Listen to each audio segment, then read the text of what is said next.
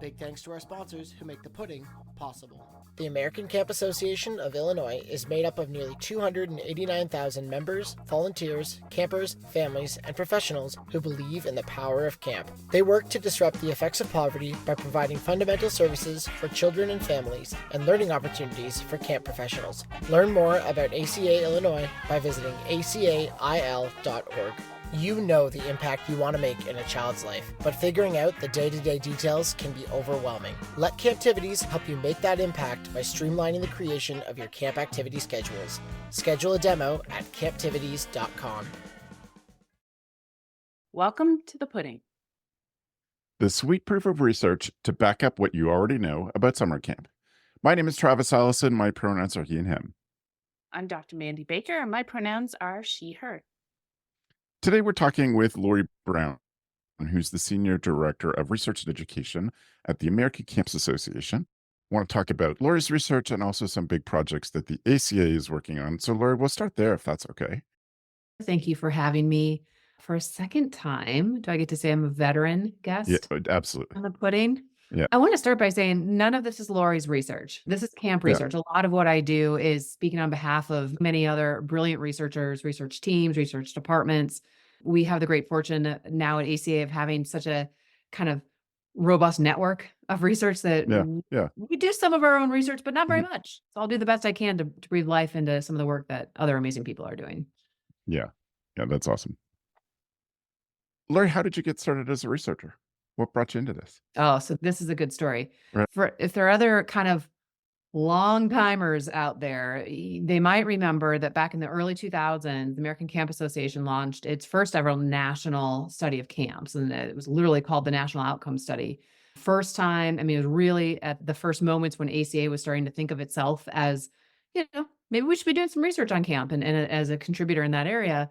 And my very good friend and mentor, who I mention on every podcast I can possibly get onto, Deb Oleski, was the director of research at ACA. And with the board and the kind of bunch of pieces came together, launched this large scale national study. That study involved a random selection of camps across the U.S. And I don't know if there were any Canadian camps. I don't think there were. I think they were U.S. camps only. A miss. Maybe we can put that in limitation sections of that study. But it was in that random selection of camps to participate in that study where I became connected to ACA. I was working at a camp up in northern Wisconsin. I was a camp counselor who knew that she really liked camp and didn't know what that meant for my career. But when the director was, notified that this camp was randomly selected to participate in the study, she sent out a message saying, "Hey, I really need help coordinating this. We're going to have to give surveys to campers." There were like dollar bills that we had to give to campers or families as incentives, literally stacks of dollars of bills. We have to go some training. Who wants to help? And I said, I do.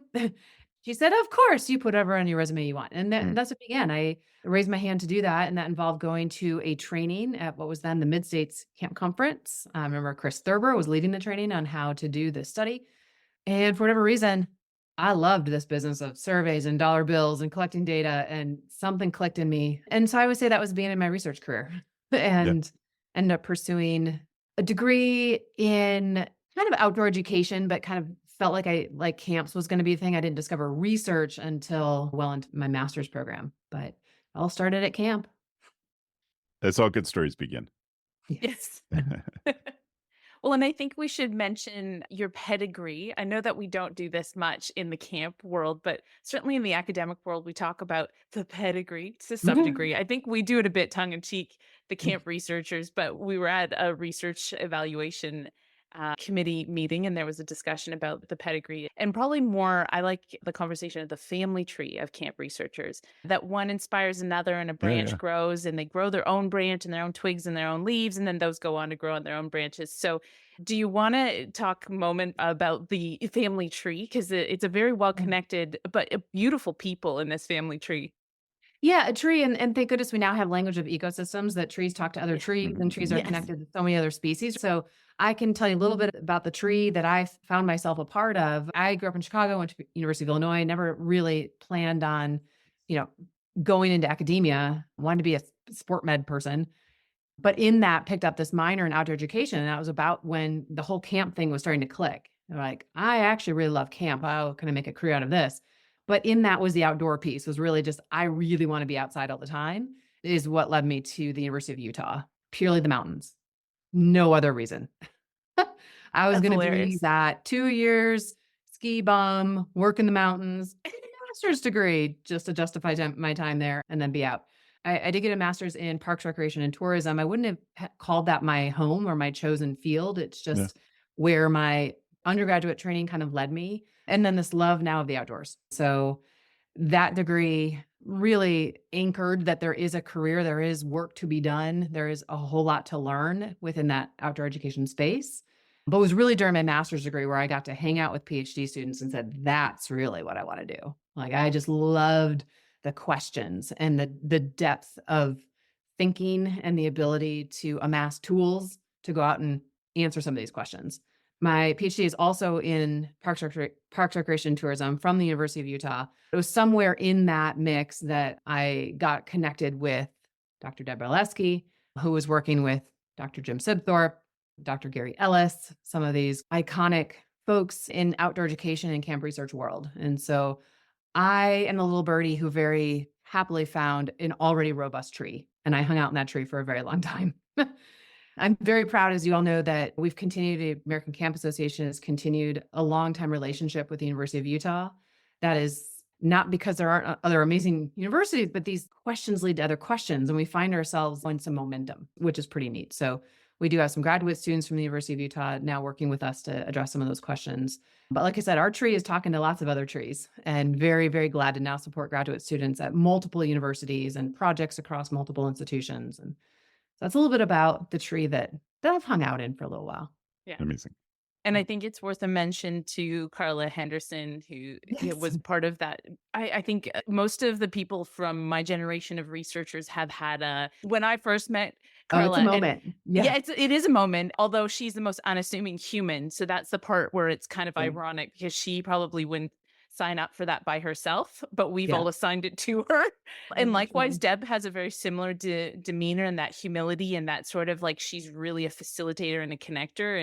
And I get that sense from everyone who's kind of come through those lines, Jim and yourself. And we're very lucky, like you said, to be now interconnected in quite an ecosystem. But I'd also say the graduates that I've met that have come out of that group of researchers have that really lovely, like, humble but deeply intelligent, deeply reflective. If you're thinking about a future out there, if you're listening, you're thinking about a future out there, yes, you can be a camp researcher. I get teased about it constantly. In fact, this trip I just got home from, that's how I was introduced. She's Dr. Camp. She's a camp researcher. And there's a lot of giggling, but we learned how to ask good questions. And all that study led us to ask a lot of really good questions. So yeah, lucky to be here. Okay. We're ready to ask you a bit more about some of the big projects. We definitely are getting feeds of information coming through all the multiple channels that information comes to us from ACA. And in particular, we've been hearing a little bit about, ever since New Orleans ACA conference, about a character development grant. And I will say it, you can say it, this is not a research grant. We're very clear about that. This is very much a programs and a camps grant. But, in our chat as we were getting ready, you said, when we do stuff like this, we ask more questions, and asking more questions usually leads to research. So, Laurie, tell us what kind of questions you'd like to ask or have answered about this character development stuff. Yeah, well, and gosh, I wish we could talk about why it is so important, why I feel so, I guess, feel like I need to make clear that I understand this is not a research grant, almost like apologize. Yeah, there is definitely a sense in spaces that I find myself in where I'm often the lone researcher, where people say, whoa, wait. You invited her? Oh, wait. We're not talking about research this time. And it's weird, because I do believe that the appetite for and the ability to consume research is just through the roof, especially among camp people. We don't have to convince folks that research is important anymore, but there are still communities and spaces outside of us, other stakeholders, that get really nervous when we talk about research, that it's going to be too expensive, it's going to take too much time, it's going to detract from, the real goal, which in the case of our Character at Camp initiative is about, getting resources into the hands of camps so that they can improve, expand, whatever, their own character-related programming. So I always like to say, we're going to talk about research, but not to the detriment of all that great program work that we're going to be doing. That's $28 million going out into the hands of camps to do character work however they see fit. Yes, they'll have to apply for a grant. Not everyone can get one, but very open, intentionally so, because we're not going to pretend to say that we can even get, what do camps do? What do they need regarding character? We don't know. So what there is in related to research, one is, of course, we're going to bring a robust evaluation machine to this project, always looking to improve it as we go, to improve our own systems for grant type projects like this, and to make sure that we are making a difference. The funder wants to know that. And of course, we want to know that. Evaluation invariably involves things like surveys and collecting data from camps. And so if you're doing that to be able to document your impact, you might as well be tucking in a little research here and there. So the big question that we have that came on the heels of our impact study, which was really the first to really say that the quality of the camp experience, actually what happens at camp, how a young person experiences camp, is the strongest predictor of outcomes, right? We saw that play out through a longitudinal design in multiple different passes. What we need to do now is take that question and test it in a experimental-ish way. And I use a lot of ish because I think I too am scared when I start thinking about it like an experimental design, like that can be really cumbersome and actually really squish the human experience. And that's not exactly what we're trying to do. But, in a grant project like this, we have the great benefit of multiple waves of granting, of lots of camps coming in and sharing information with us. It really could be the first time we get to compare, have a comparison group of camps who are doing this versus camps who are doing that. And so that in terms of a design opportunity is pretty exciting. Yeah. The question, however, that needs to be answered is, does program quality improve outcomes, right? So in our impact study, we saw a relation between the two, and it was from the perspective of campers and parents.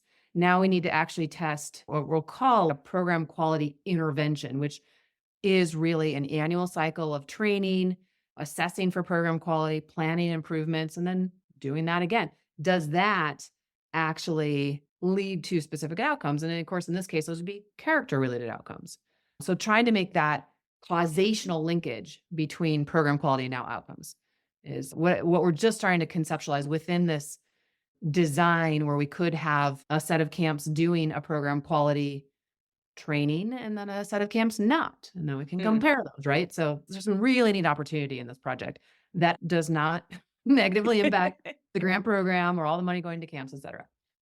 Well, I think that's helpful to put out there for non-research brains, is that causation is an incredibly hard thing to de-thread from the tapestry of living and actually be able to say this thread goes from here to here. That's actually a really tricky thing to do. It's fairly unusual in humanities or social science research to do as well. So what you're talking about is kind of the gold standard of what we hope for, all these kind of what you're talking about technically, to be able to do that causation piece. And there's lots of great research about this at camp, but has never really tackled causation because of the level of sophistication as part of research, arguably. So like what you're putting out there is pretty exciting stuff. Remember, we had a bit of a moment. It is a very nerdy moment, but it was a bit of a research nerd moment. We're like, oh my goodness, we can actually look for this thing. So it's very exciting to hear. And like you said, the grant program, the way it's set up and designed with the waves, you get cracks at it. You get multiple chances to have a look at it and to tweak. And that is also fairly unusual from a research point of view too. So exciting stuff. I hope it all falls into your lap. It's still very, I'll use the word mushy these days, mushy in terms of we have some mushy ideas, but in terms of the detail of how this played out, working with several different groups and researchers to help us kind of say, what's possible and what does this look like from an implementation point of view. Okay, well, we have a question for you.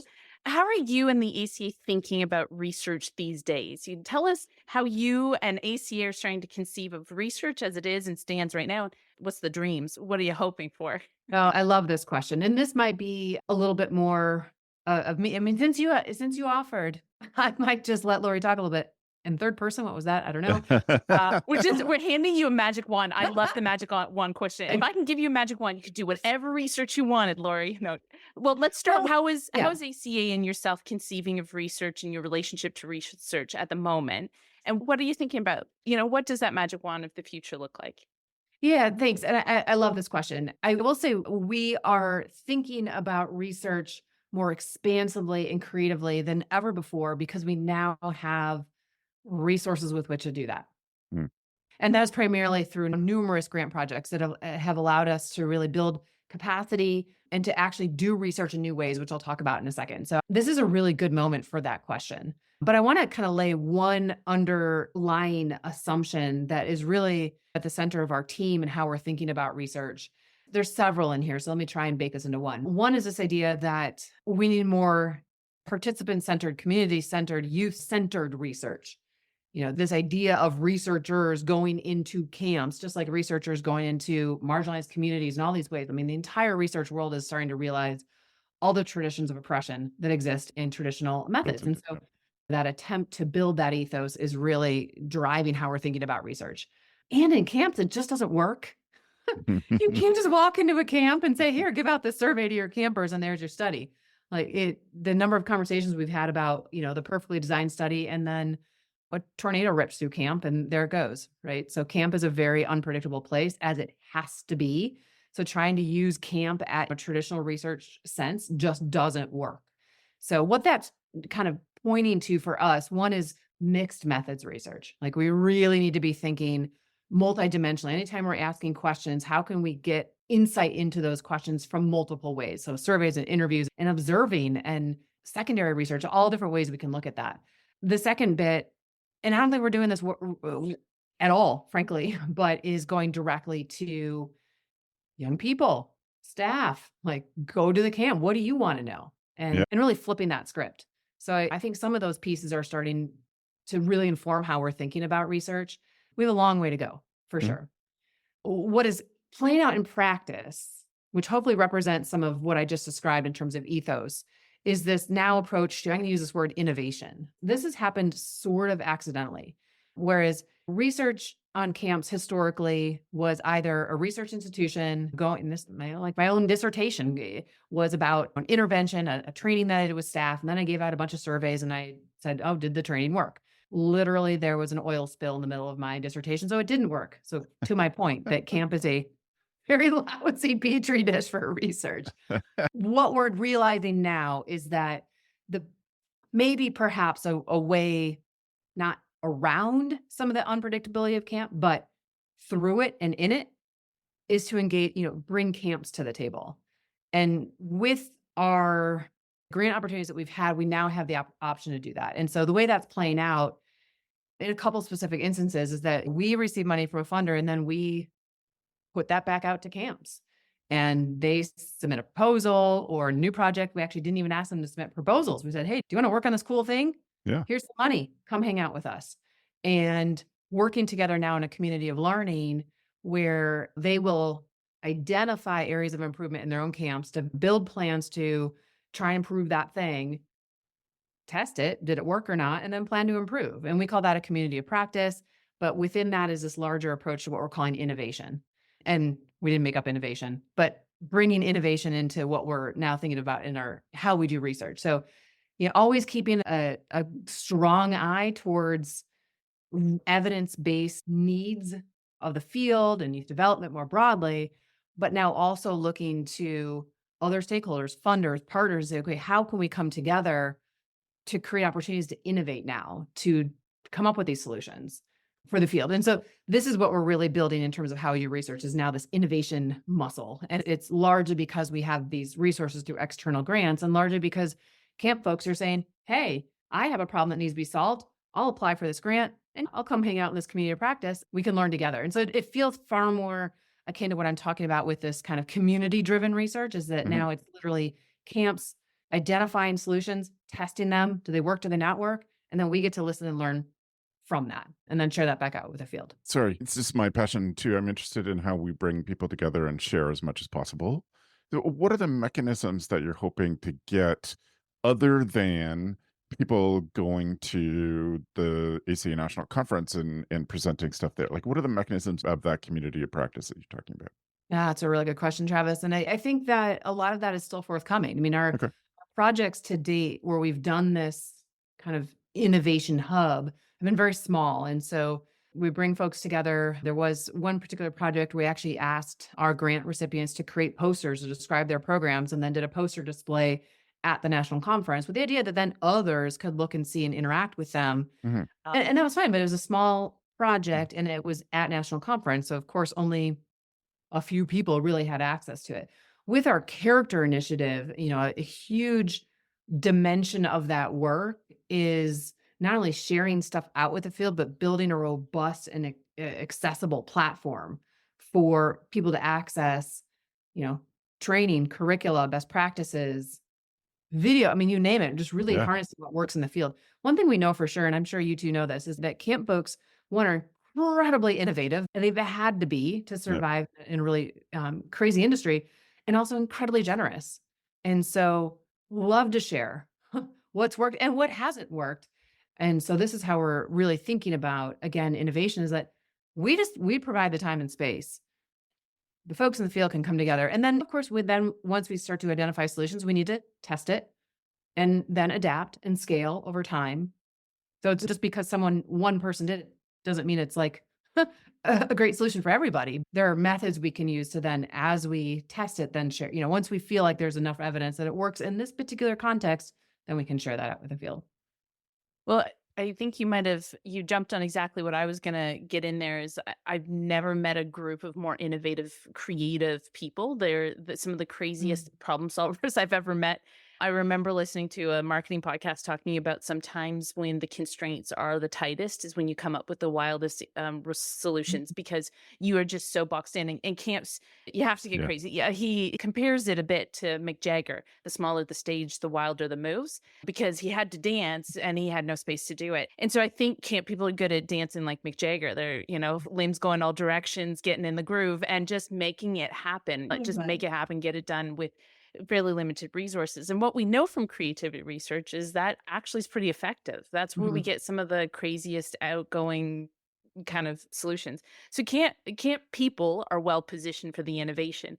What I find most fascinating is when you talk about communities of practice. I know I can get lost in my own thinking, so this is a little bit Seinfeld and existential, but it asks the question of what really is then the relevance of the expert researcher? Like, what's the relevance? If we're really good at learning from one another and camps, people tend to be very community oriented, tend to be sharers. I mean, I knew I had a problem with my dissertation at actually stopping people from talking and signing up. Like I was oversubscribed this one time at band camp. And I was like, okay, we're cool. I got all the data I need. So it raises that question of, what is the relevance of the expert researcher and why do we need those people and what role do they play in that space? So I'm curious to hear what you think that role is or how you envision it. Oh, I love this question. This kind of gets me back to these foundational pieces that our team is really trying to build because it's humility, it's self-awareness, it's ability to get out of the way. I think the role of the expert researcher is changing, especially as we've recognized these traditions of oppression. And frankly, how that plays out in camp is just a lot of muddy research. Yeah. Like walked into a camp with a survey has not left us with, well, let's just say stuff that would vie for NIH funding, which is not the goal, but it's a messy place to do research, right? And so I think the role of the researcher, at least how we're thinking about it, is to bring the toolbox and some knowledge of how tools may or may not work in a given situation, but then always to be checking that with community, with members, the people who are most affected by the problem at hand or most best impacted by the solution, right? And so I think it's that humility and self-awareness piece to be like, my role as a researcher perhaps is to set the table, but then to get out of the way. Not entirely. You can't be passive. Like you still have to be in there making sure everyone is getting what they need and then listening, a lot of listening, and then checking back with the community and say, did I hear this in the right way? Oh, I didn't? Okay. How can we improve this? This is what we're working on, but I think it's a big change in research in general. Like Mandi, you and I have talked about until the incentive systems in research shift, I don't think we can really fully dive now into this more kumbaya approach to research, right? Like there's always going to be pressure to have the randomized control trials. And frankly, the study that I described around quality and outcomes is to better position us for, these federal funding opportunities that we've applied for in the past and have gotten a hard pass because like what's camp? And we actually don't really know because we haven't been able to test that in the way that they like to see those things, kind of codified. I think it's your line about camp is not a good petri dish because it's a constant moving, fluctuating space. And you Yeah. want a petri dish to sit still and be the same matter that you applied your thing to begin with. Yeah. When I think about that researcher role in this kind of rethought of or upside down strategy of centering the person we want, their knowledge is, the participant, the camp, the decision makers.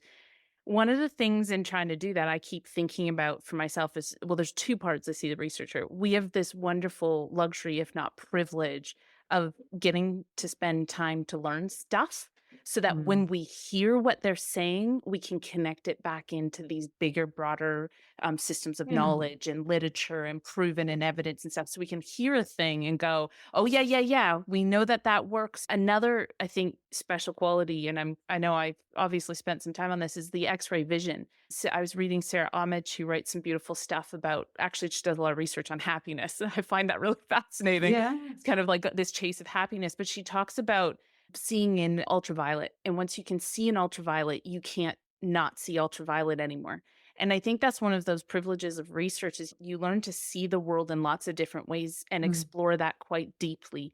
So that when you walk into a social situation, it's hard not to see all the dynamics of a thing. For me, anyways, as a sociologist, where I'm like, oh, that couple's having an argument. Oh, she's pissed. He's withdrawing. Oh, okay. And it's just being able to, I know we're all nosy eavesdroppers at the coffee shop or the grocery line, right? But it's being able to think through, I see it. Now I also understand the whole systems of how that works due to the knowledge that's been collected and shared. And I think when it comes to doing that real participant-centered, youth-centered research, the ultraviolet has let me be able to point out to them the expertise that they hold that they don't see and that they take for granted.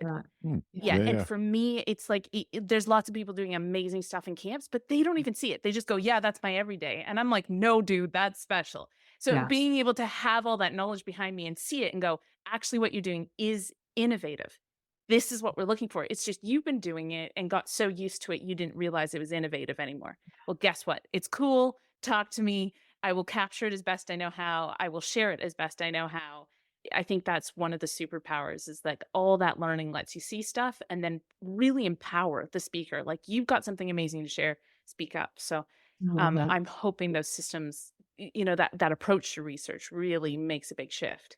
Yeah. And even the stuff that the ACA is doing through Project Real Job is starting to give people language outside of what we know to be camp skills, to be like bigger picture skills that come out of working in the industry.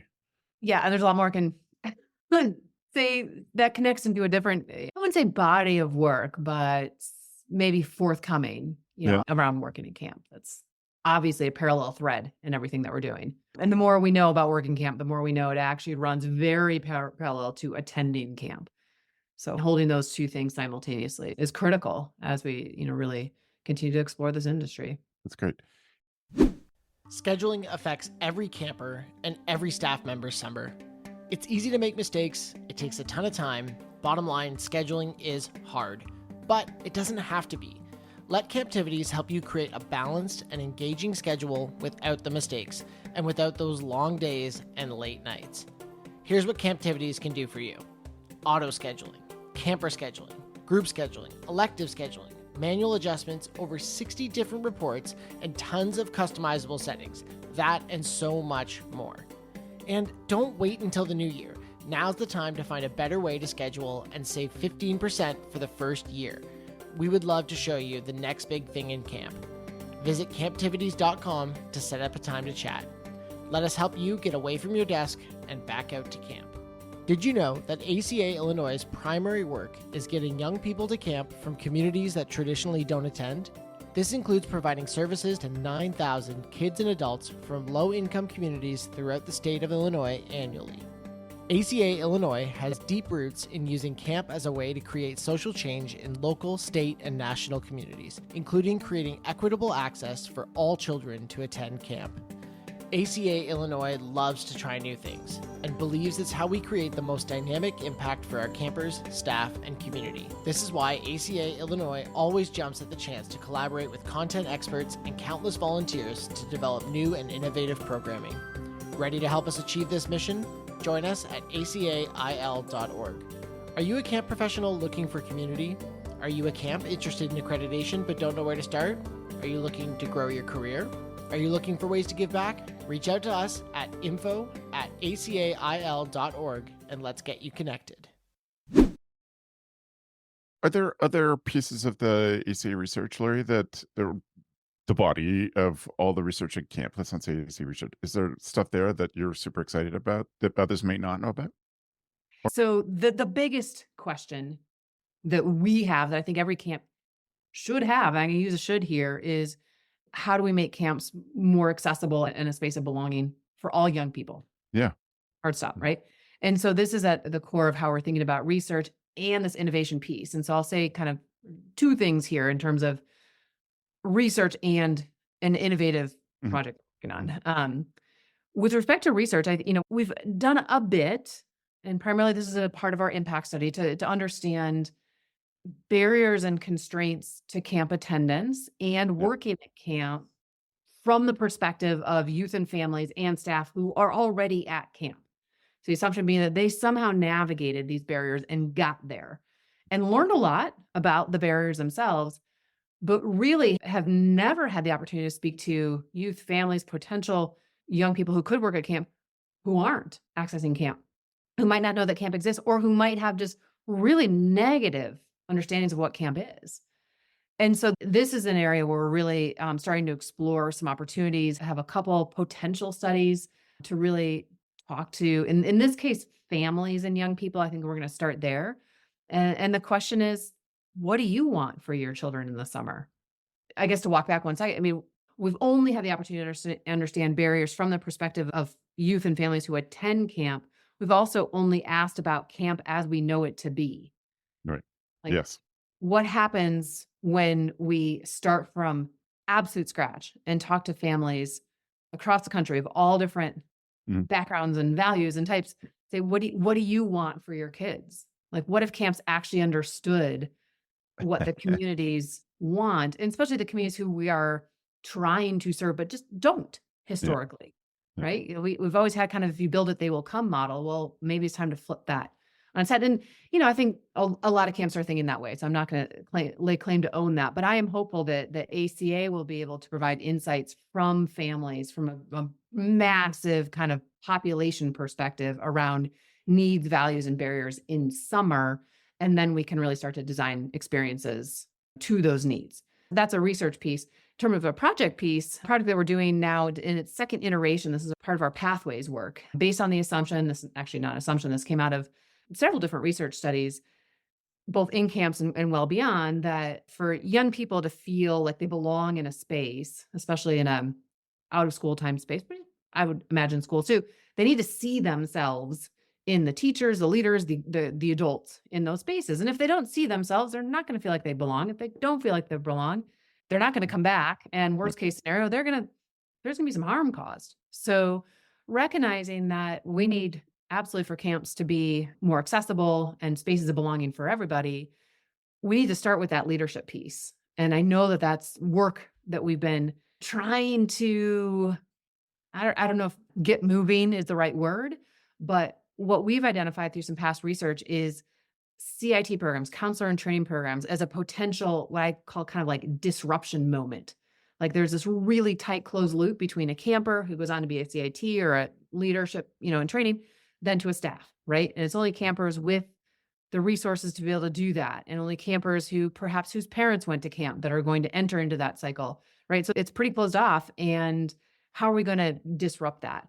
So CIT programs, we know, are super ubiquitous across camps. Most camps have something like that. With all the challenges around staffing, most camps are starting to look at their CIT type programs as a real critical component, future staff. But also in the workforce development world, way outside of camp, like there are whole organizations and the government pointing to the need for workforce development among 13 to 18-year-olds. like, what a better place to do that than at camp? And Yeah. our own research points to that. Like, camp is the perfect place to practice being a working person. Mhm. And so we're doing some work now with the funder and with a cohort of camps who are going to be identifying some innovative solutions to increasing access to and belonging within CIT programs. So that's really specific to that CIT space as a way to build these more accessible pathways. And so I like to always point to that because that is a program or an innovative approach that was inspired by research and will result in promising practices for the field. So this kind of flow between research, innovation, and education is really exemplified in that pathways work. Laurie, what part of the whole of camp deserves more study and isn't getting it yet? Gosh, a good question. Only pick one. I mean, we have some significant challenges to the field. Of course, you all know this. Yeah. Anyone who's listening knows this. And so if I had to pick just one, I mean, I think the family piece is huge. We can't I agree. possibly survive into the future until we understand the communities we're trying to serve I and agree. the communities that we're not serving and their needs too. Yeah. But I also believe we cannot survive into the future if our own people are not whole. And Yeah. I think this industry chips away at people pretty dramatically. And we're seeing that Yep. play out. Even career professionals, camp professionals are leaving the field and saying, no more. I can't take Mhm. any more.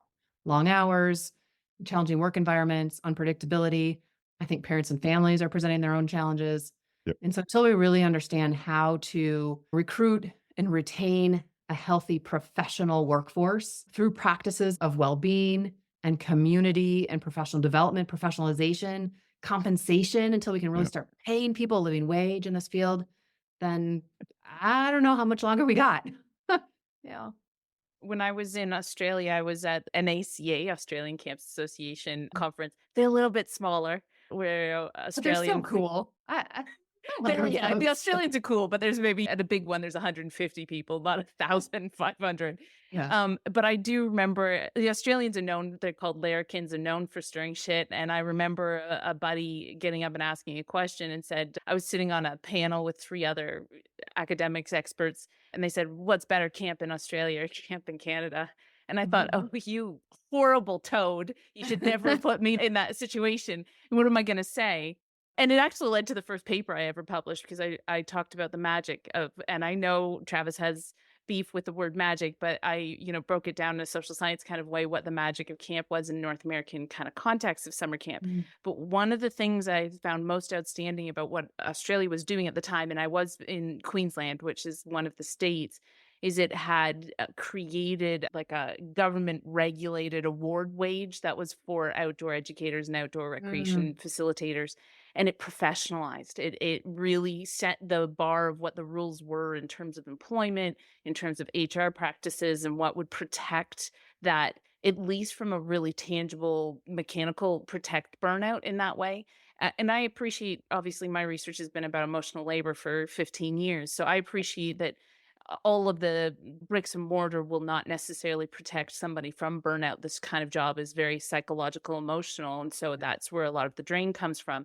But it certainly helps when you know that you're making enough money to take care of yourself and your family. You know you're going to go home at a certain hour every day, not every week, Right. every day, that you're going to have your 4 weeks annual leave and it's going to be paid for, that your health benefits are covered, et cetera, et cetera, et cetera. Yeah. So what it gave me quite by accident was a view of what a professional camp workforce could look like, and that it's actually quite doable and it's affordable. That's one of the greatest fears, is that if we pay the people who work in camps what they would get in a normal labor force, that Mhm. camps would implode and they would not be able to carry on. And it turns out actually you can do it and it can be done. Yeah. And so it's kind of that insight, like you said, like it can be done. And that's the part that surprises me still, that conversation, it still kind of simmers under the surface. And why is it not on the surface and actively engaged?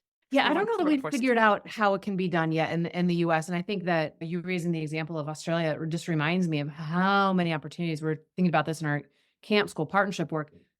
The rest of the world has some incredible uh, innovation of its own. Like we need to really listen and learn, because every time I do say that about living wage working at camp, both for our seasonal staff and our professional staff, I can feel my camp colleagues saying we are being crushed. In fact, our own data show that Personnel are the single biggest expense. That profit margins are dwindling fast across all sectors of camps. And so to just say, just pay your staff more isn't really a solution. I think larger systems, families need to be willing to pay more, but also families are squeezed for childcare. So there's, like all things, a systems approach is necessary here. And we're thinking about that in terms of policy related to childcare and tax credits for childcare. And Absolutely.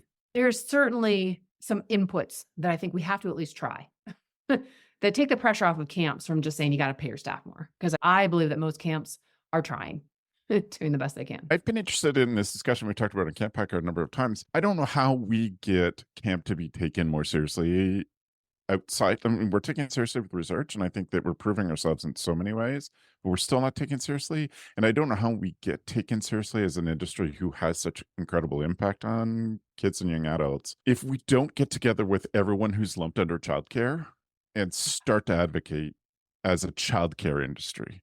Yeah. And everybody has their own reasons for siloing that. But if society doesn't take childcare more seriously, specifically in North America, there's lots of great examples around the world that take it much more seriously. But if we don't get together, we're all stuck in the same spot. I can't afford to pay people more because people can't, nobody can pay for what it actually costs to run a daycare or a summer camp. Oh, it's such a huge need, Travis. And here too, I mean, this is a hot ball of wax. Let's start talking about childcare because there's been a lot of resistance to equate camps with childcare. I mean, there's licensing issues, but there's also just like fundamentally, we're way more than childcare. But actually, we know through our own research that most families seek camps for childcare purposes, and that might change as their kids have a good time and now they're going for other reasons. But that is the need, and if we can't fill that need, then we're really not playing a role in society. You know, so that's an important one.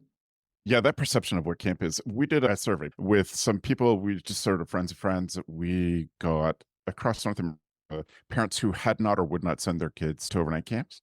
It was just so interesting, the perspective of those parents, that we're looking at it from a communications and marketing perspective. Like, how do we talk better to those parents? How do we address exactly what you're talking about? How do we know what parents want, and how does camp answer that? Right. Their number one answer is camp's just not safe. Yeah. And it's so many of us, it's like, this is like an airplane. Like, this is one of the safest childcare things you can do. Oh, that's huge. That I don't know if call that what you will. That is the big thing that no one wants to talk about is a lot of communities still find camp or feel that camp is not safe. Yeah. And this is somewhat related, this idea of like, I would never send my kids away.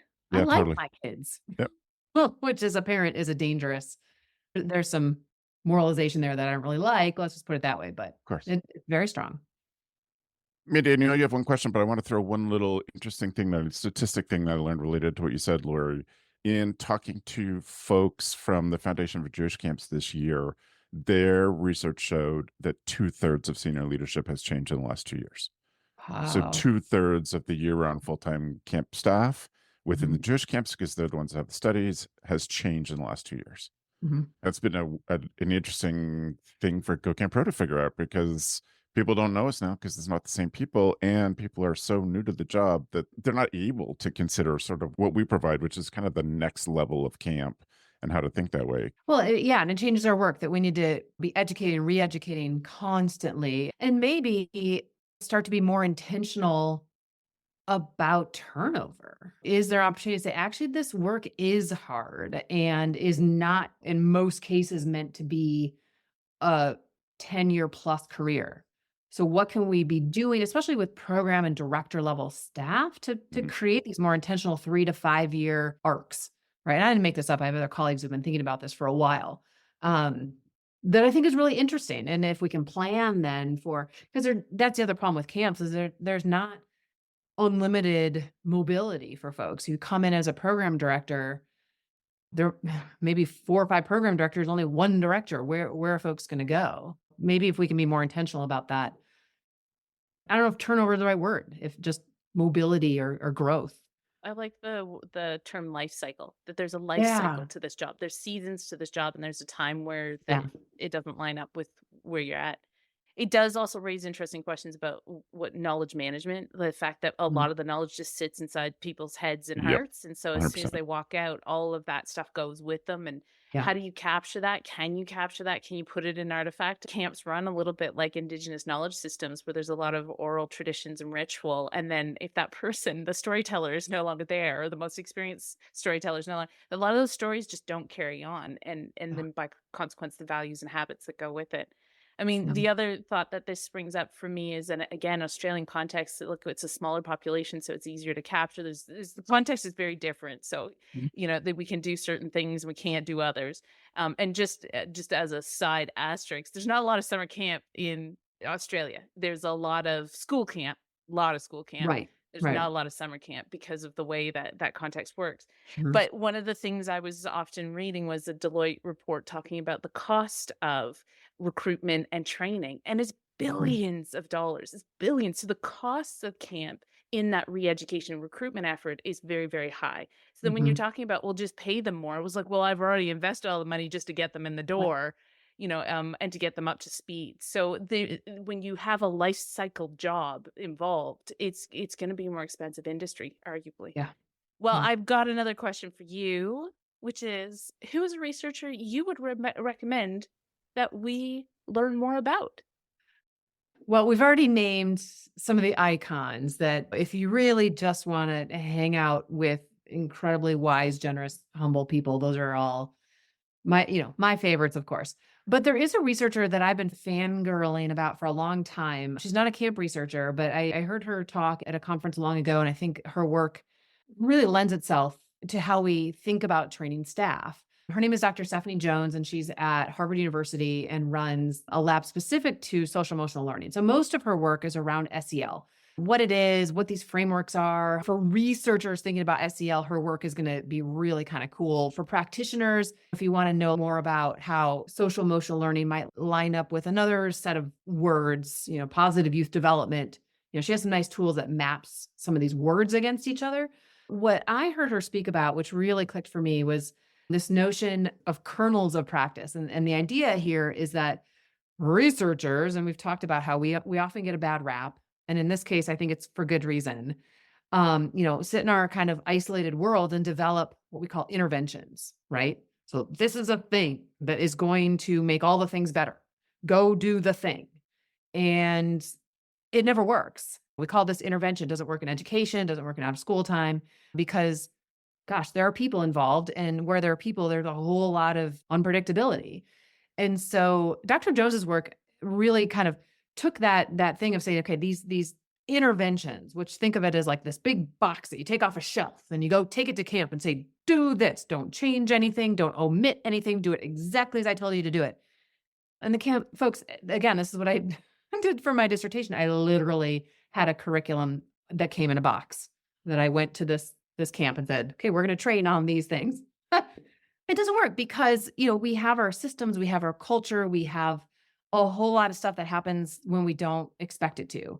And so what we need is the ability to break down those interventions, the big box, like take all the stuff out of the box into their most bite-sized pieces. And Dr. Jones calls these kernels of practice. What are these essential elements of practice? And the example I always like to give is that counselors are trained to learn and use a camper's name. Like elemental. It couldn't be more basic. But the point is that that's the thing that now a camp staff person can be trained to do, and they know how to plug it in all the places in which they could and should learn a camper's name. And so this idea is great because one, it acknowledges the expertise in the field, that our camp staff, even if they're a very first year counselor, have expertise because they are in the field and doing it. And so instead of giving them an intervention that basically assumes you don't know what you're doing, do this, do the box. Kernels of practice says you do know what you're doing. Here's a toolbox of stuff that you're going to be able to pull from and then put into play in a way that makes sense given the culture of the place where you're working, the needs of the campers at the time, your own expertise. And so I think this is a really promising approach and honestly how we've started to think about tools and resources for camps. Like we can't give camp folks this just the box. We have to give them the most kind of basic pieces parts and then also the message that you do know what you're doing. You are the expert of your own work. You know better than anybody. Here's some promising practices that we have evidence of, that these things work. And here's how you might put them together. So I think Dr. Jones is pretty cool. She's a great speaker. That's who I would recommend hanging out with. And for folks listening or watching us on YouTube, we'll look for the show notes and we'll put a link to Dr. Jones and her page at Harvard, and we'll get to some She of those doesn't know me, by the way, so don't bother like name dropping me. She's like Laurie Brown sent pretty us all. important stuff. Okay, that's good.